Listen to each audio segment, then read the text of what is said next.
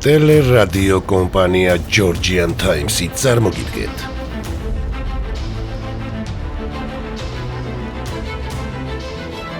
სოფლიო ისტორიის გაკვეთილები. პირველი პუნიკური ომი. ნაწილი მეორე. აგრიგენტუმის ბრძოლაში მოპოვებული ტრიუმფის მიუხედავად, ხმელეთზე გამარჯვება საკმარისი არ იყო.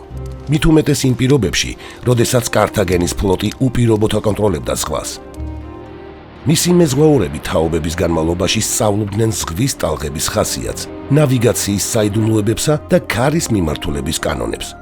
მათი გალერები სწრაფი, მოქნილი და საბრძოლოდ აღკაზმული იყო. რესპუბლიკა ასეთ სამყაროში უცხო იყო. ომის პირველ წლებში რომის მოგრძალებული საზღვაო ძალების ყოველი მცდელობა დაპირისპირებოდნენ კართაგენს მარცხით სრულდებოდა. მეტოქის ფლოტი ზღვის უდავო ბატონი იყო. ის აწარმოებდა ეფექტურ საზღვაო ბლოკადას, რომლის შედეგადაც სიცილიაში მყოფი რომაული ლეგიონების მომარაგება მუდმივად პრობლემური იყო. კართაგენული გემები რეგულარულად ახორციელებდნენ გამანადგურებელ რეიდებს, თესავდნენ პანიკას და ძარცვავდნენ სანაპირო ქალაქებს. რომის ძლიერება მხოლოდ ხმელეთზე იზომებოდა, საჭირო იყო სასწრაფო ცვლილებები. ქრისტეს შობამდე 261 წელს რომის სენატმა უპრეცედენტო გადაწყვეტილება მიიღო.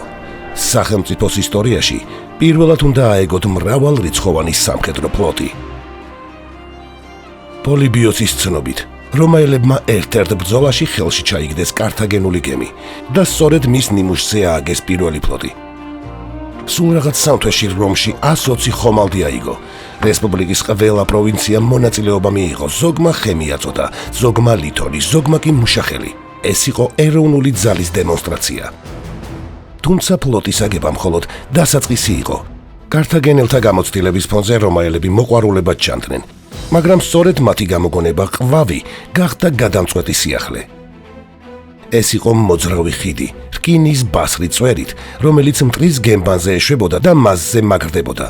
ამგვარად, რომაელებს საშუალება მიეცათ საზღვაო ბრძოლებში გამოეყენებინათ სახმელეთო ბრძოლის ტაქტიკა, ის სფერო, სადაც მათ უდაო უპირატესობა ჰქონდათ.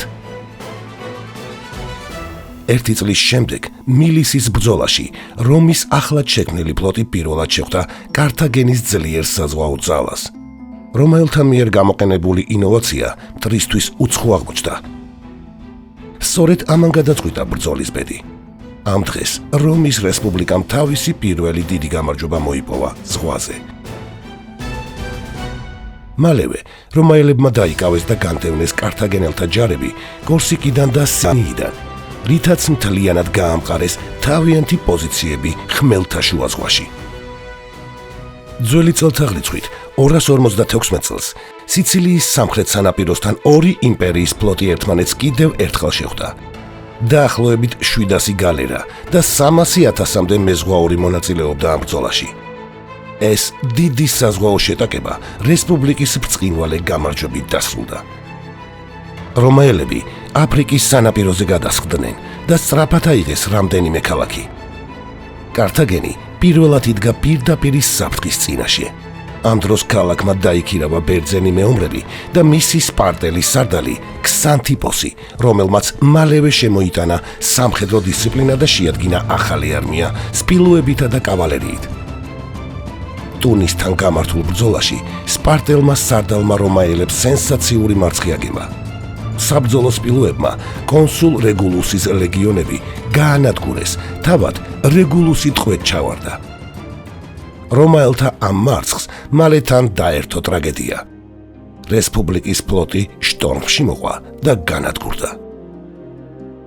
რომმა ახალი ფლოტის აგება დაიწყო. თუმცა რესპუბლიკის ამბიციამ მძიმე თვითად დააწვა სახელმწიფოს ხაზინას. გამუდმებული კატასტროფები, შტორმები, ხანძრები, ფინანსური ზარალი. ამ ყველაფერს მოყვა წარუმატებელი სამხედრო ოპერაციები სიცილიაში, სადაც რომაული ძალები ვერ ახერხებდნენ გადამწყვეტი უპირატესობის მოპოვებას. ომის მე-14 წელს რომის რესპუბლიკამ უპრეცედენტო სამხედრო ოპერაცია წამოიწყო სიცილიაზე და იერიში მიიტანა კართაგენელთა მთავარ დასაყრდენზე, ქალაქ ლილიბეუმზე.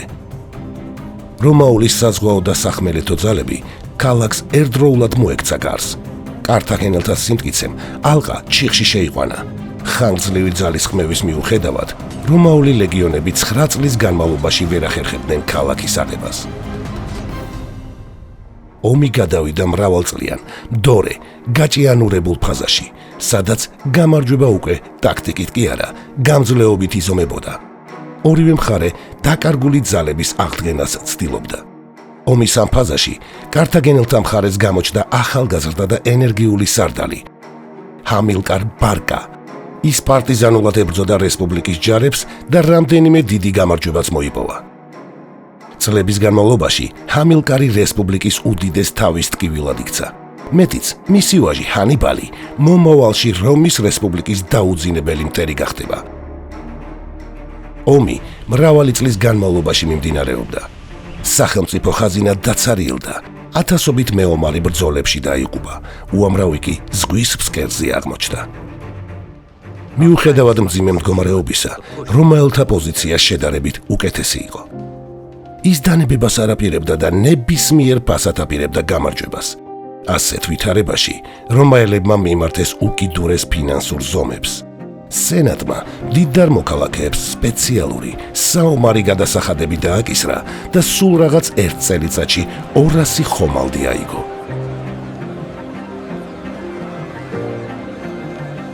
ქრისტეს შობამდე 241 წელს ეგათის კუნძულებთან რესპუბლიკამ სასტიკად დაამარცხა კართაგენის დარჩენილი ძალები. რომაელებმა მოწინააღმდეგის 50 ხომალდი ჩაძირეს, ხოლო 70 გემი და 10,000 ჯარისკაცი ტყვედ იგდეს. კართაგენი ამ დამღლელი 23 წლიანი ომის შედეგად გაღატაკდა და გამოიფიტა. მას მხოლოდ ზავი თუ გადაარჩენდა და ასეც მოხდა. ომი დასრულდა. შეთანხმების პირობები მძიმე იყო. სიცილია მთლიანად გადავიდა რომის ხელში. კართაგენმა ვერცხლის უზარმაზარი კონტრიბუცია გადაიხადა. ხმელთაშუა ზღვა კი რომის გავლენის სფეროდ იქცა. რამდენიმე წელიწადში კართაგენში ატეხილი უთანხმოებით რომაელებმა ისარგებლეს და დამატებით დაიპყრეს კორსიკა და სარდინია. პირველი პუნიკური ომი დასრულდა.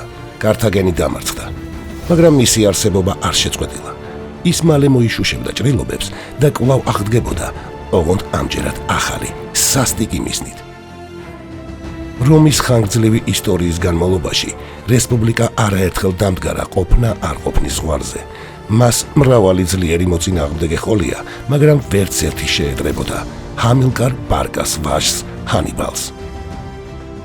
მან ჯერ კიდევ ბავშვობაში მამის წინაშე დაიფიცა, რომ იცხოვრებდა და იბრძოლებდა როგორც რომის დაუძინებელი მტერი და მარადიული ქალაქისთვის მარადიული ზიზღი ექნებოდა.